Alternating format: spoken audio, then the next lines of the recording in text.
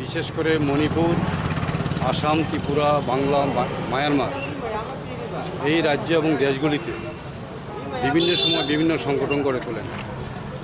তিনি ছাত্র অবস্থায় যখন ইংলিশ মিডিয়াম স্কুলে পড়াশোনা করেন তখন থেকেই তিনি ছাত্র আন্দোলনে জড়িত হয়ে পড়েন। তিনি দুইবার জেলে যান।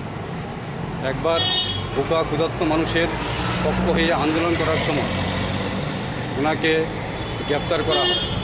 গ্রেপ্তার করে প্রথমে মণিপুরে জেলে রাখা হয়, ওইখান থেকে পরবর্তী সময় সিলেট জেলে নেওয়া হয়।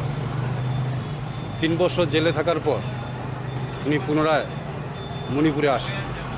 তখন মণিপুরে আজাদিন বাহিনীর সেনাবাহিনী এবং জাপানের তেজু সরকারের সেনাবাহিনীর উদ্যোগে যখন ইম্ফলে ঢুকে যায় তখন আমাদের কমরেড মিরাবর সিং ইম্ফলে ঢুকার জন্য চেষ্টা করেন, কিন্তু জেল থেকে বের হওয়ার পর ওনার উপর নিষেধাজ্ঞা থাকে যাতে মণিপুরে ঢুকা না হয়। তখন মিরাবর সিংকে আবার গ্রেপ্তার করা হয়, তখন শিলচর জেলে রাখা হয়। তিনি বিভিন্ন সময় কৃষক আন্দোলন, যেমন যে আমাদের যে তেবাগা আন্দোলন, যে জান দেব তবু প্রাণ দেব না, ধান দেব না, এই আমাদের তেবাগা চাই, এই স্লোগানে সারা আসাম বিশেষ করে কাছাড় উত্তোলিত করেছে।